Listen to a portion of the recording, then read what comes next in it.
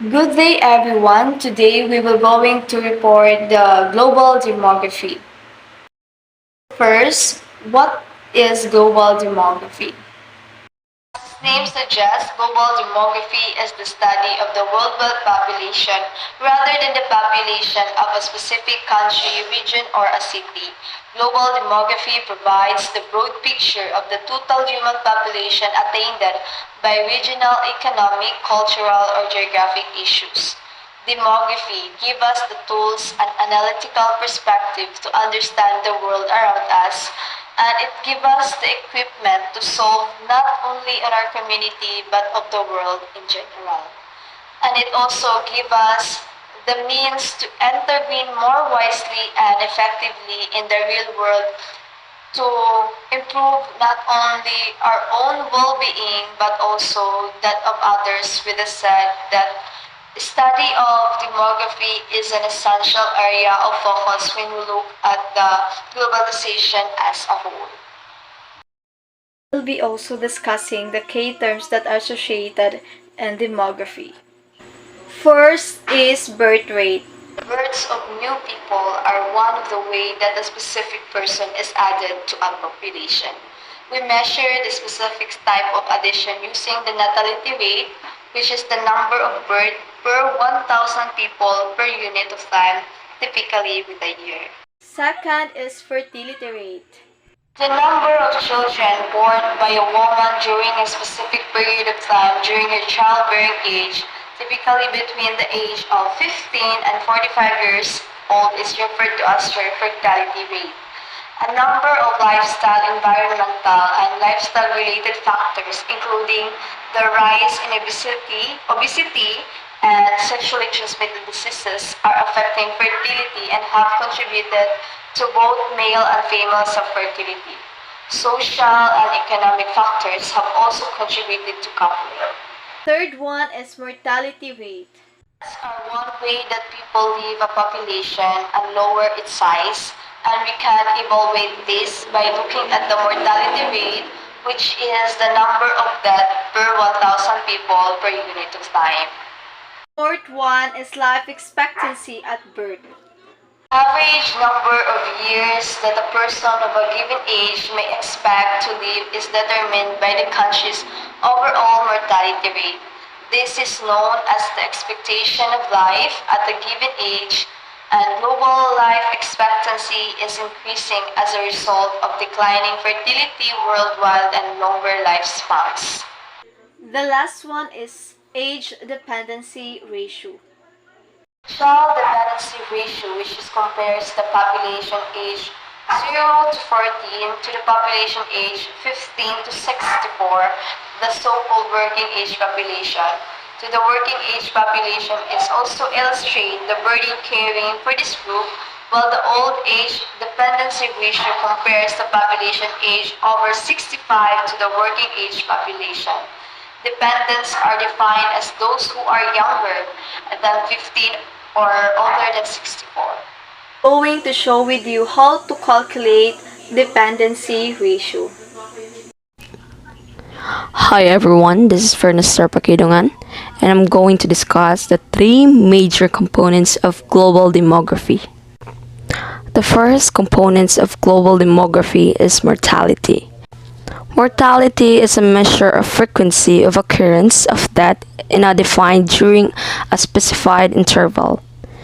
The importance of mortality statistics derives both from the significance of death in an individual's life as well as their potential to improve the public's health when used to systematically assess and monitor the health status of whole community.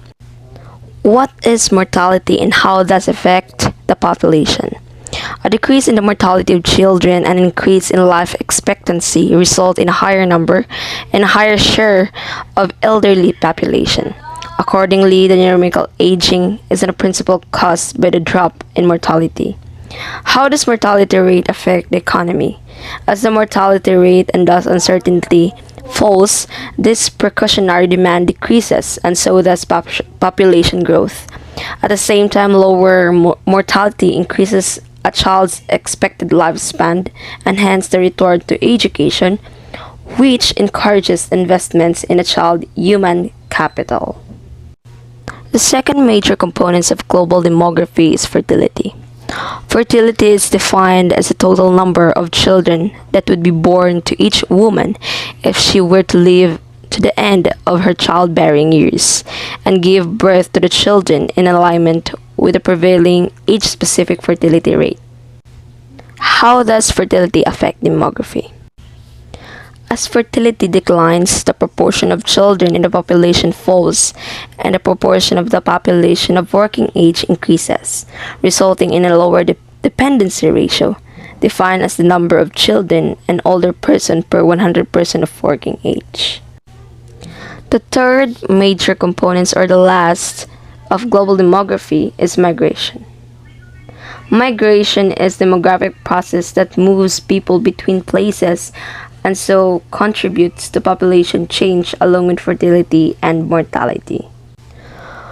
Migration helps improving the quality of life of people. It helps to improve social life of people as they learn about new culture, customs, and languages which help to improve brotherhood among people. Migration of skilled workers leads to a greater economic growth of the region. There are two types of migration, the immigration and the immigration. The immigration is act of leaving one's own country, often to settle permanently in other country, leaving the country, movement out of the present country.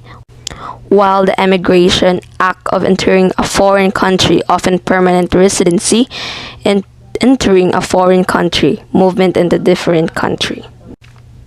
Immigration is a relocation of process of people leaving one country to reside in another. Permanent immigration represents a loss of population in the place of origin. Whether this loss translates into long-run reduction in population size depends on the age and sex compositions of immigrant flows, and whether birth and survival rates rise in response to loss of population. Immigration is the process of moving to a new country or region with the intention of staying and living there. People may choose to immigrate for a variety of reasons, such as employment opportunities, to escape a violent conflict, environmental factors, educational purposes, or to reunite with family. The difference between them is that immigration is leaving one country for another on a voluntary basis for economic, political, personal, or other reasons.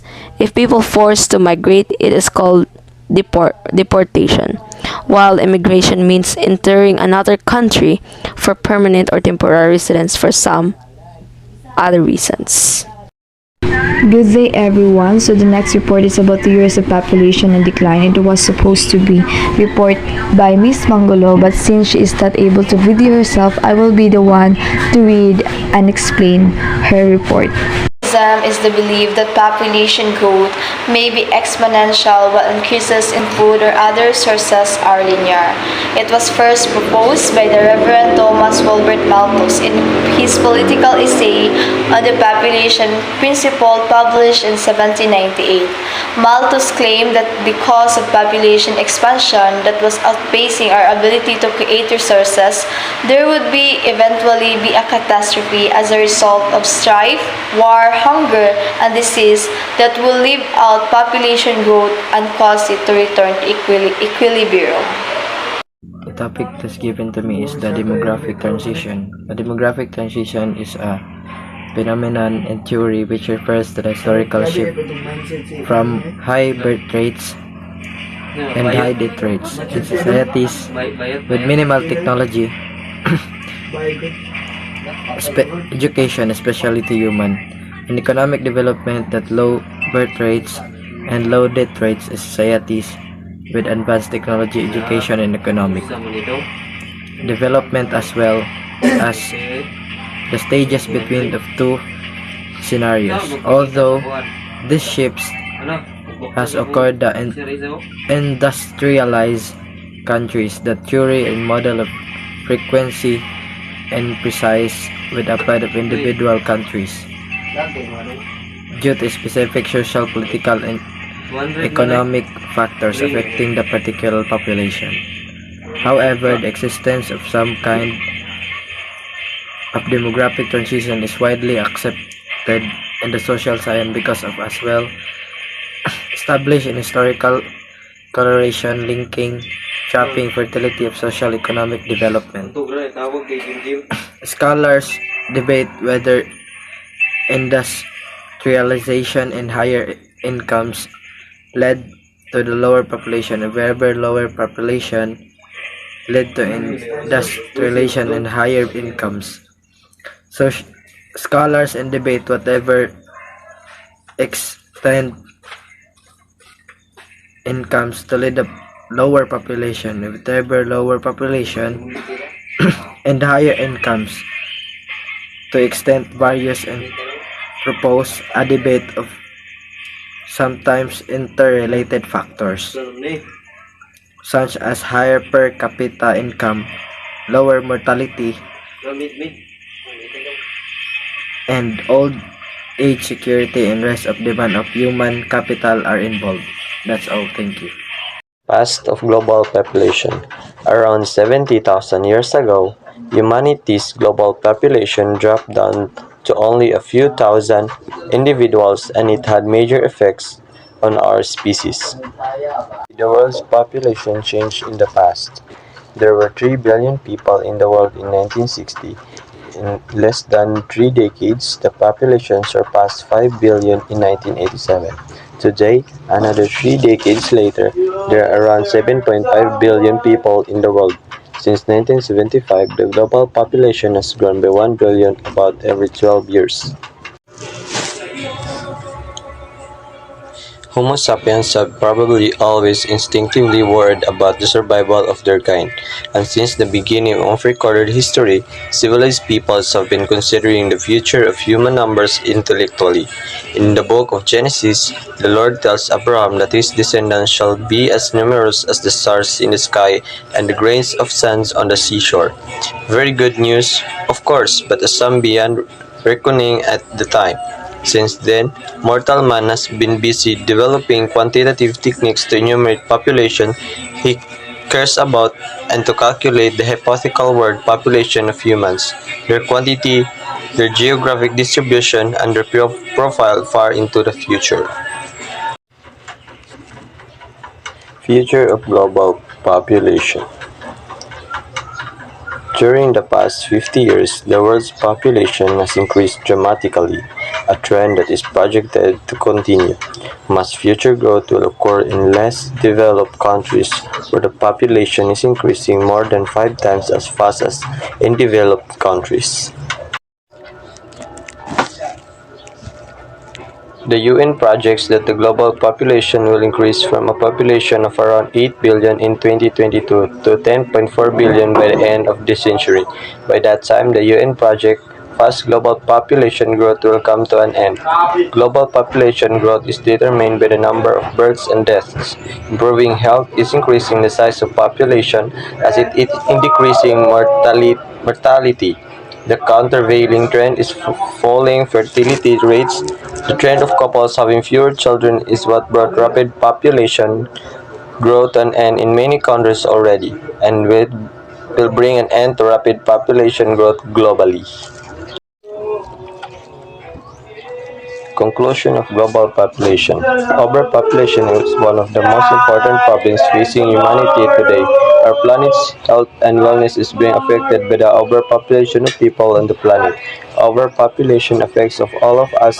Scarcity of food will increase, pollution will increase, and global warming becomes even more of a problem.